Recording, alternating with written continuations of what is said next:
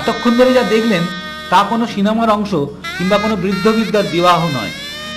আসলে বিবাহ এনাদের হয়ে গেছে গত 50 বছর আগে। আজ এদের 50 বছরের বিবাহ বার্ষিকী। পাত্র জ্যোতিষ সাহা ও পাত্রী উষা কিরণ।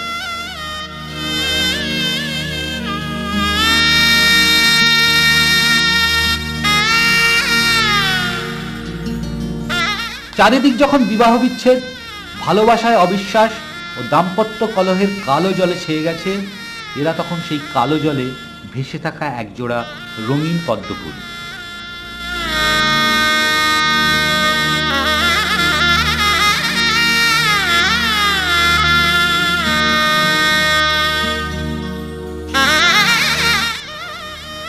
উষার কিরণ জ্যোতিষবাবুর জীবনে কখনো গোধূলি নামতে দেয়নি। প্রকৃত অর্থেই এরা এক আদর্শ দম্পতি। 2 ছেলে ও 1 মেয়ে এ নিয়েই ছিল জ্যোতিষবাবুর সংসার।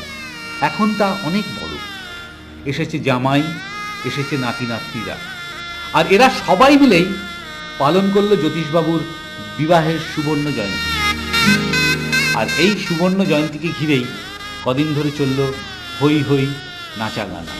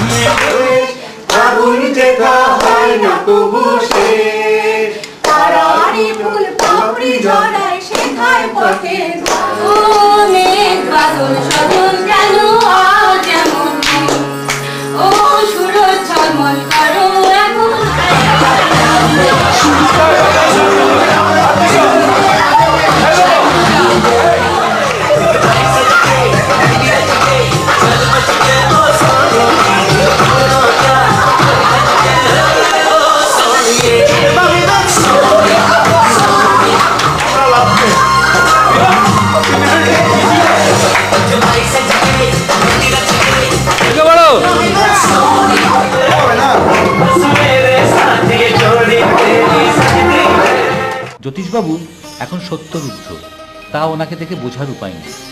এখনো সস্ত্রী বিদেশে যান, আর সময় পেলেই নিজের বাগান বাড়িতে গাছের পরিচর্যায় ব্যস্ত রাখেন নিজেকে। সঙ্গে থাকেন স্ত্রী উষা কিরণ। উষা কিরণকে এক মুহূর্তের জন্য জ্যোতিষবাবু কাছছাড়া করতে নারাজ, সব সময়ের সঙ্গী। তবে দিনে অনেকটা সময়ই নাতি নাতনিদের দিতে হয় ওনাকে। এই যেন এক আদর্শ পরিবার। 50 বছরের এই দীর্ঘযাত্রায় এদের কোনো ক্লান্তি নেই।